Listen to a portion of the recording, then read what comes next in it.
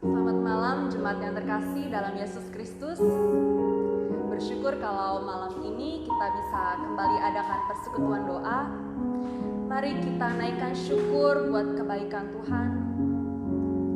Setiap detik, setiap waktu, Tuhan selalu perhatikan kita. Tuhan selalu memelihara kita. Mari kita naikkan pujian, ku berikan syukurku.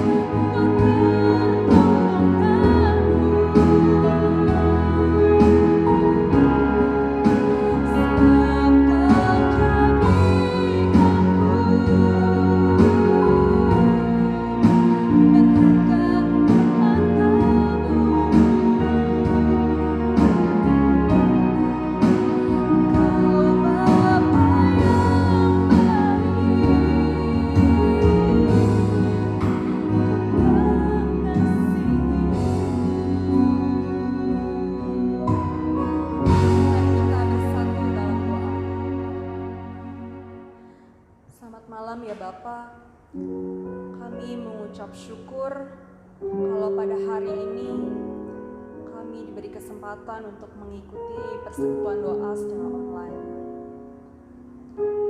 Terima kasih ya Bapa karena Engkau selalu menjaga dan memelihara kami. Engkau terus mencukupkan segala kebutuhan kami. Dan biarlah pada saat ini kami mau memuji dan memuliakan nama-Mu. Kami mau merenungkan firman-Mu. Biarlah Tuhan yang pimpin persekutuan doa kami ini ya Bapa. Dalam nama Tuhan kami Yesus Kristus, kami berdoa dan mengucap syukur. Amin. Ya, kita akan membacakan Mazmur yang terambil dari pasal 27 ayat 4 sampai 6. Satu hal telah kuminta kepada Tuhan, itulah yang kuingini, diam di rumah Tuhan seumur hidupku, menyaksikan kemurahan Tuhan dan menikmati bait-Nya. Sebab Ia melindungi aku dalam pondok-Nya pada waktu bahaya. Ia menyembunyikan aku dalam persembunyian di kemah-Nya. Ia mengangkat aku ke atas gunung batu. Maka sekarang tegaklah kepalaku, mengatasi musuhku sekeliling aku. Dalam kemah-Nya aku mau mempersembahkan korban dengan sorak-sorai. Aku mau menyanyi dan bermazmur bagi Tuhan. Ya Bapak Ibu, biarlah kita terus memiliki kerinduan untuk menikmati hadirat Tuhan. Sebentar lagi kita akan mendengarkan perenungan. Mari kita persiapkan hati dan pikiran kita naikkan pujian. Jadikanku rumah doa-Mu.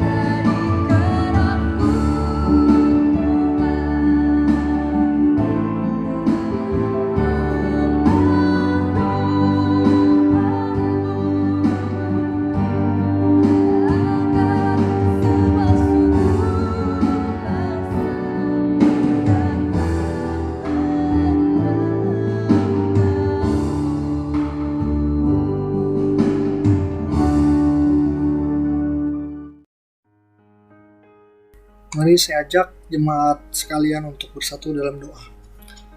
Allah Bapa kami yang tertata dalam kerajaan surga, ya Bapa, kami hari ini hadir ya Bapa untuk melakukan pekan doa maupun meskipun secara online, biarlah hati kami boleh terus rindu akan Engkau ya Tuhan.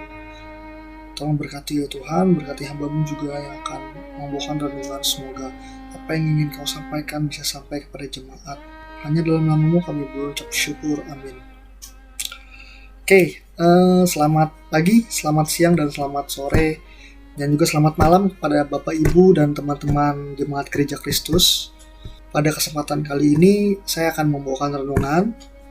Hari ini tanggal 23 Mei 2020. Tema yang akan saya bawakan adalah hal berdoa. Oke, kita akan membaca bagian Alkitab dari Matius 6 ayatnya yang ke-5 sampai 15. Matius 6 ayat yang ke-5 sampai 15. Saya beri waktu kepada Bapak Ibu untuk membuka dulu. Matius 6 ayatnya yang ke-5 sampai 15. Saya akan membacakannya untuk Bapak Ibu sekalian. Hal berdoa. Dan apabila kamu berdoa, janganlah berdoa seperti orang munafik. Mereka suka mengucapkan doanya dengan berdiri dalam rumah-rumah ibadat dan pada tikungan-tikungan jalan supaya mereka dilihat orang. Aku berkata kepadamu, sesungguhnya mereka sudah mendapat upahnya. Tetapi jika engkau berdoa, masuklah ke dalam kamarmu, tutuplah pintumu dan berdoalah kepada Bapamu yang ada di tempat tersembunyi. Maka Bapamu yang melihat yang tersembunyi akan membalasnya kepadamu. Lagi pula dalam doamu itu janganlah kamu bertele-tele seperti kebiasaan orang yang tidak mengenal Allah. Mereka menyangka bahwa karena banyaknya kata-kata doanya akan dikabulkan. Jadi janganlah kamu seperti mereka, karena Bapamu mengetahui apa yang kamu perlukan sebelum kamu meminta kepadanya. Karena itulah berdoa demikian. Bapa kami yang ada di surga, dikuduskanlah namamu. Datanglah kerajaanmu, jadilah kehendak-Mu di bumi di surga. Berikanlah kepada kami hari ini makanan kami yang secukupnya. Dan ampunilah kami akan kesalahan kami, seperti kami juga mengampuni orang yang bersalah kepada kami. Dan janganlah membawa kami ke dalam percobaan, tetapi lepaskanlah kami daripada yang jahat. Karena Engkaulah empunya kerajaan dan kuasa dan kemuliaan sampai selama-lamanya. Amin. Karena jikalau kamu mengampuni kesalahan orang, Bapamu yang di sorga akan mengampuni kamu juga. Tetapi jikalau kamu tidak mengampuni orang, Bapamu juga tidak akan mengampuni kesalahanmu. Demikian pembacaan firman kita pada hari ini. Oke, Bapak, Ibu, dan teman-teman sekalian, ada yang berbeda dari pekan doa kita pada tahun ini ya. Kini kita nggak bisa face to face gitu karena adanya pandemi corona yang mungkin cukup merepotkan kali ya. Karena semua ekonomi, semua rumah ibadah itu sama-sama tidak bisa berjalan. Oke.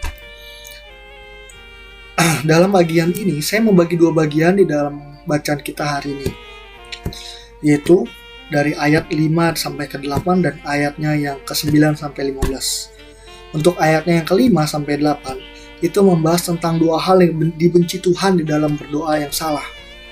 Oke. Lalu ayat 9 sampai 15 itu membahas tentang doa Bapa kami. Oke, kita bahas yang ayat 5 sampai 8. Dalam ayat tersebut Yesus mengatakan bahwa Bapa di sorga itu membenci doa yang dilakukan oleh orang munafik. Orang munafik itu kayak gimana sih? Orang munafik itu biasanya kalau kita artikan itu orang munafik itu menampilkan apa yang berbeda dengan yang dia rasakan gitu. Jadi contohnya sebagai contohnya itu pemain drama, pemain sinetron. Nah, nggak usah jauh-jauh deh. Pemain drama dari Gereja Kristus Jembatan Hitam aja. Saya, Mario, Nisha, Vali, atau yang lain itu pasti pernah merasakannya lah. Kita pasti ingin nampil berbeda, kita ingin supaya feel-nya dapet gitu loh. Tapi yang kita harus lakukan adalah secara tidak langsung kita berbohong gitu kepada penonton, Kenapa saya bilang berbohong? Karena pada saat kita menampilkan sesuatu, itu kita harus dengan rasa di dalam hati kita harus menjiwai peran itu. Entah itu kita harus menangis, entah itu kita harus tertawa. Tapi itu kita sebenarnya itu nggak mau ketawa gitu loh. Dalam hati kita nggak mau ketawa. Dalam hati kita nggak mau menangis. Nah, seperti itulah contohnya munafik ya. Jadi orang yang bermain drama itu menampilkan emosi yang sangat dalam, tapi sebenarnya dia nggak sungguh-sungguh yang apa yang dia rasakan gitu. Cara-cara seperti ini cara yang saya lakukan bermain drama ini itu adalah dosa ketika kita melakukannya di dalam doa. Contohnya, jika mulut kita mendoakan sesuatu dengan beban yang sangat dalam, tapi dari hati kita sendiri itu sama sekali nggak peduli gitu loh apa yang kita doakan itu. Itulah salah satu hal munafik yang boleh saya contohkan di dalam berdoa. Sebenarnya apa sih maksud dari doa yang benar? Kalau saya boleh mengutip ya Bapak Ibu dan teman sekalian, dari renungan yang saya pernah baca di STEMI Youth Ministry, doa yang benar itu adalah ketika hati yang berbeban berat untuk sesuatu, lalu hati itu mendorong kita supaya kita mengucapkan doa. Itulah doa yang sejati. Tuhan Yesus mengatakan di dalam ayat 5, bahwa orang-orang munafik itu senang memanjatkan doa-doa yang membuat orang berpikir kalau mereka itu sangat rohani gitu loh. Mereka tuh senang kalau orang berpikir bahwa mereka tuh mengasihi Tuhan. Mereka itu berdoa seperti orang saleh, seperti orang yang kalau kita bilang, lu orang anak gereja lah, lu berdoa mulu gitu. Tapi balik lagi ke dalam diri orang itu, apakah mereka menampilkannya secara sungguh-sungguh atau mereka menampilkannya secara palsu? Mereka itu sebenarnya ada beberapa yang menampilkannya tidak peduli akan Tuhan. Mereka bahkan sombong. Bahkan ada tuh orang berdoa hanya untuk supaya orang lain memuji dia gitu. Memuji bahwa anak ini adalah anak yang baik. No. Tidak seperti itu. Sekarang saya balik tanya kepada Bapak Ibu. Coba kita flashback, kita remind, apakah kita orang yang seperti itu? Apakah kita berdoa hanya untuk supaya dilihat orang lain? Apakah kita berdoa hanya karena ikut-ikutan? Kalau iya, saya ajak Bapak Ibu, mari kita kembali renungkan lagi. Kita belajar kembali bagaimana seharusnya berdoa. Lalu pertanyaannya, bagaimana seharusnya kita berdoa? Gimana sih kita harusnya berdoa? Ayat yang ke-6, tetapi jika engkau berdoa, masuklah ke dalam kamarmu, tutuplah pintu dan berdoalah kepada Bapamu yang ada di tempat tersembunyi. Maka Bapamu yang melihat yang tersembunyi akan membalasnya kepadamu. Jadi gini loh, kalau diartikan oleh anak kecil ya, biasanya anak kecil mengartikan, oh berarti saya harus berdoa di tempat tersembunyi nih, karena Allah Bapa juga di tempat yang tersembunyi. Nggak gitu ya Bapak Ibu ya. Maksud dari kalimat ini adalah kita ini manusia, kita ini punya keterbatasan. Mungkin ada dari beberapa dari kita yang mungkin bisa melakukan yang namanya multitasking ya Bapak Ibu. Tapi ada juga yang tidak bisa melakukan multitasking. Maksud Tuhan di sini itu adalah baik. Tuhan meminta kita supaya kita masuk ke dalam kamar. Kenapa? Karena biasanya kalau dalam kamar itu adalah waktu tersendiri kita, relax, di mana kita beristirahat. Nah, Tuhan menyamakan itu juga sama dengan waktu ketika kita bertemu dengan Tuhan, berbicara dengan Tuhan. Maka Tuhan menyuruh kita untuk di kamar supaya kita bisa rileks, supaya kita bisa beristirahat sambil berdoa kepada Tuhan. Tutuplah pintu dan berdoalah kepada Bapamu yang ada di tempat yang tersembunyi. Jadi di sini maksudnya adalah supaya kita itu terfokus dengan apa yang mau kita bicarakan kepada Tuhan, supaya tidak ada terjadinya pengulangan. Nanti juga ada di ayatnya ke-7 bahwa Tuhan tidak suka adanya pengulangan, bertele-tele gitu. Jadi maksudnya itu Tuhan ingin kita supaya kita fokus. Kita sebagai manusia ini punya kekurangan, bener ya. Kita kadang nggak bisa fokus, kadang mama kita marah-marah, kadang juga adik kita ganggu kita. Nah kalau kita di dalam kamar kita sudah fokus, itulah saatnya yang baik untuk kita berdoa. Itu ya Bapak Ibu ya. Lalu di dalam ayat 7, Tuhan Yesus juga menegur doa yang diucapkan berulang-ulang. Tuhan Yesus tidak menginginkan kita seperti itu loh.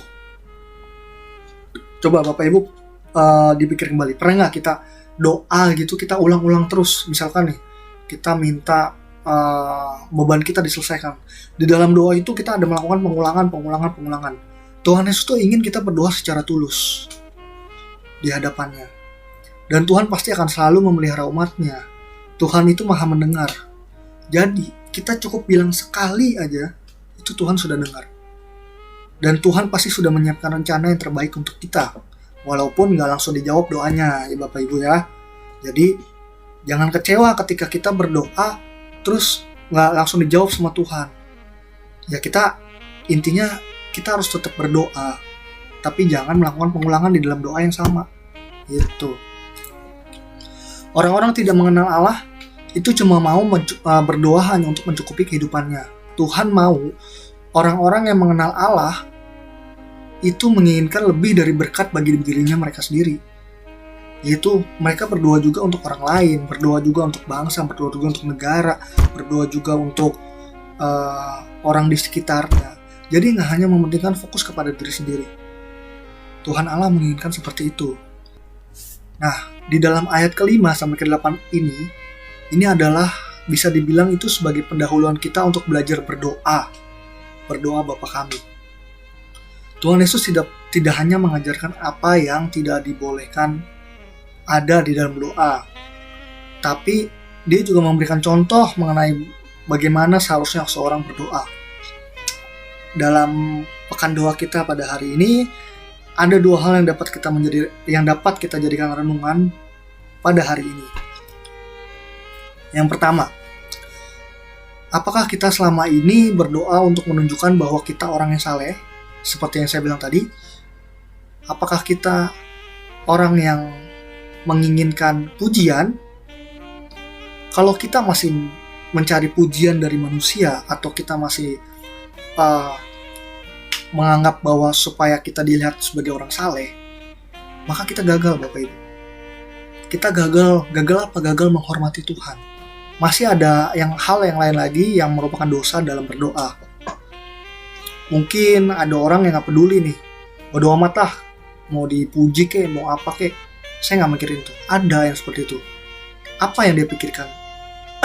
Orang-orang seperti itu biasanya tidak memanjatkan doa-doanya dengan hati. Ibaratnya kayak, gue hanya ikut-ikutan aja. Kayak contohnya datang ke persekutuan doa setiap hari Kamis. Datang, dia gak mengharapkan pujian dari manapun, tapi dia datang hanya karena disuruh, hanya karena ikut-ikutan. Contohnya, saya datang ke persekutuan doa hanya karena ada Mario di sana. Dari renungan ini saya ajak Bapak Ibu, mari kita belajar berdoa supaya minta hati kita itu tergerak untuk melakukan sesuatu bagi Tuhan. Dan kita berdoa juga supaya kita dapat berdoa secara tulus, bukan dengan kemauan diri sendiri, bukan dengan egoisme dari diri kita sendiri, tapi kita belajar untuk mendoakan orang lain. Itu akan membuat kita rindu akan berbicara pada Tuhan dan berdoa secara sungguh-sungguh dengan Tuhan. Lalu hal yang kedua, hal yang diingat oleh ayat ini adalah beban doa kita haruslah beban yang suci. Apa sih maksudnya beban yang suci itu? Adalah apa yang kita doakan supaya tidak egois, seperti yang saya bilang tadi, supaya tidak berpusat kepada diri sendiri gitu. Kalau kita berpusat pada diri sendiri, maka kita sama aja kayak memanfaatkan kekuasaan Allah dalam hidup kita. Iya nggak Bapak Ibu? Bener nggak? Kalau misalnya kita hanya berdoa untuk diri kita sendiri, berarti kita orangnya egois. Kita hanya ingin Tuhan, supaya Tuhan memberikan berkat kepada saya. Tuhan berikan berkat kepada saya. Itu adalah orangnya egois. Kita nggak mungkin ngatur Allah untuk memberikan berkat terus kepada kita. Siapa kita gitu kan? Kita juga nggak mungkin mampu memanipulasi kuasanya Tuhan untuk kepentingan diri sendiri. Enggak Bapak Ibu. Jadi itulah yang disebabkan beban suci itu haruslah kita terapkan dalam berdoa. Seperti apa sih beban suci itu? Bebas dari motivasi kemuliaan diri ataupun kepentingan diri sendiri. Oke, sebagai penutup ya Bapak Ibu, dari sini saya ingin mengingatkan bahwa ketika Tuhan belum menjawab doa kita, janganlah kita bilang Tuhan itu diam, Tuhan itu tidak mendengarkan doa kita. No, Tuhan itu mendengarkan doa kita dan Tuhan itu sedang mengatur bagaimana supaya doa kita ini dapat bisa terrealisasikan sesuai dengan rencananya. Ketika kita tekun dalam berdoa, ketika kita serius dalam berdoa, kita memiliki beban suci dalam berdoa, maka saya yakin Tuhan akan memberikan yang terbaik untuk kita. Walaupun nggak saatnya sekarang, tapi rencana Tuhan itu pasti akan selalu pas dan selalu baik untuk kehidupan kita. Oke, kurang lebih seperti itu. So, Bapak Ibu, saya mengajak semuanya, marilah kita sama-sama merefleksikan bagaimana sikap kita dalam berdoa. Apakah doa yang kita panjatkan ini benar-benar tulus dari hati, ataupun doa yang kita panjatkan ini berpusat pada motivasi diri kita sendiri. Mari kita sama-sama renungkan. Saya berikan waktu Bapak Ibu untuk berdoa masing-masing. Mari kita bersatu dalam doa.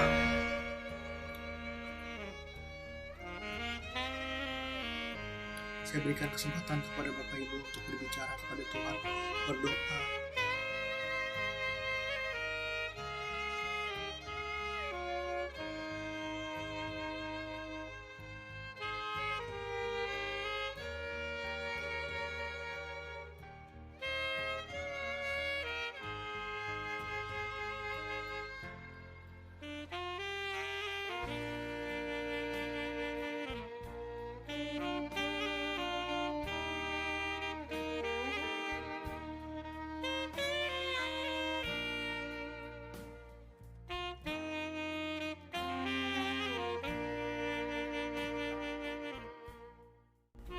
Ya Tuhan, Allah Bapa kami yang bertata dalam kerajaan surga. Ya Bapa, kami sudah belajar mengerti apa yang diartikan mengenai doa yang sesungguhnya, doa yang sejati. Ya Bapa, ampuni kami jika memang kami selama ini berdoa tidak sesuai dengan apa yang Kau mau. Kami masih egois, kami masih memikirkan diri sendiri. Bahkan kami tidak bersungguh-sungguh dalam doa. Maafkan ya Bapa, ajarkan kami kembali.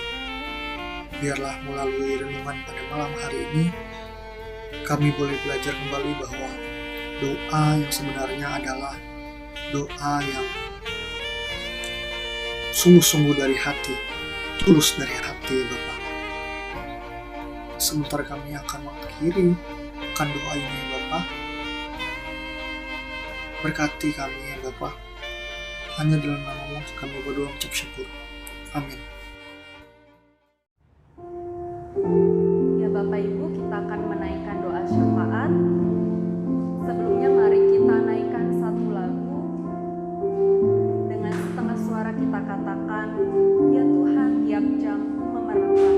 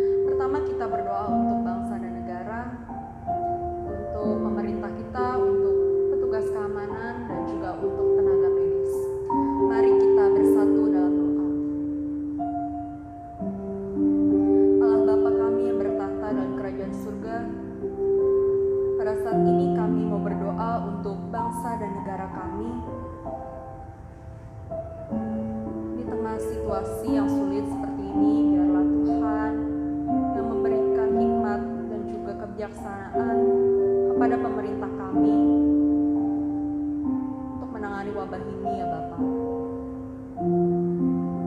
Engkau juga yang memberikan kekuatan kepada setiap tugas keamanan yang mengawasi negeri kami. Engkau juga yang memberikan kesehatan kepada setiap tenaga medis yang telah menghabiskan banyak waktu dan tenaga mereka untuk merawat banyak orang. Kami mau berdoa juga untuk orang-orang yang sakit, untuk orang-orang yang terinfeksi. Biarlah di dalam kelemahan tubuhnya Engkau memberikan kekuatan kepada mereka. Biarlah Engkau yang memulihkan mereka ya Bapa. Dan juga untuk orang-orang yang telah ditinggal oleh keluarga, oleh anggota keluarga yang telah mereka kasihi. Biarlah Tuhan yang memberikan kekuatan dan hiburan kepada mereka. Kami juga mau berdoa untuk perekonomian negara kami. Mungkin ada banyak aktivitas yang terhambat, banyak aktivitas yang tidak bisa berjalan dengan semestinya. Biarlah Tuhan yang bantu pulihkan negeri kami.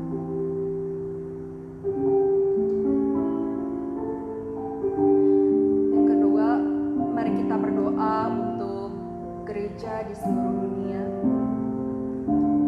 Biarlah semua umat Tuhan, jemaat Tuhan bisa tetap beribadah meskipun secara online. Mari kita berdoa. Bapa, kami juga mau berdoa untuk gereja di seluruh dunia. Kalau pada saat ini kami anak-anak-Mu tidak bisa datang beribadah di gereja, tetapi biarlah itu bukan menjadi penghalang bagi kami untuk datang kepadamu. Ajar kami ya Bapa, agar kami tetap memuji nama-Mu, kami tetap berdoa, kami mau mendengar dan merenungkan firman-Mu. Tuntun kami di dalam kehidupan kami hari lepas hari, biar kami tetap berserah kepada Engkau, tetap mengandalkan Engkau ya Bapa.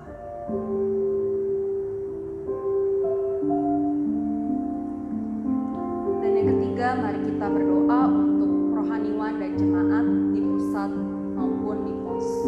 Mari kita berdoa. Kami berdoa juga khususnya untuk gereja kami, untuk rohaniwan dan jemaat di pusat maupun di pos.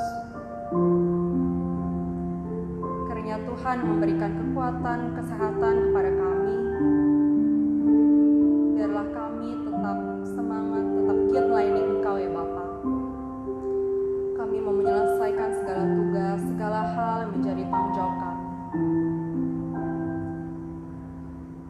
Berdoa juga untuk jemaat-Mu, untuk kehidupan rohani kami. Biarlah kami selalu memiliki kerinduan untuk beribadah, untuk bersekutu dengan-Mu ya Bapa. Kami juga mau berdoa untuk pergumulan gereja kami, baik itu untuk pelayanan maupun keuangan gereja kami. Biarlah kami boleh mengambil bagian untuk mendukung pelayanan, untuk mendukung pekerjaan Tuhan. Dan kiranya berkat Tuhan boleh dicurahkan atas kami. Saat ini kami juga mau menyerahkan pergumulan pribadi kami untuk masalah kesehatan, untuk studi, pekerjaan, ataupun usaha kami. Biarlah kalau kami memiliki kekhawatiran, kami boleh diingatkan Engkau selalu menyertai kami ya Bapa. Inilah seluruh doa kami. Di dalam nama Tuhan kami Yesus Kristus, kami berdoa dan mengucap syukur.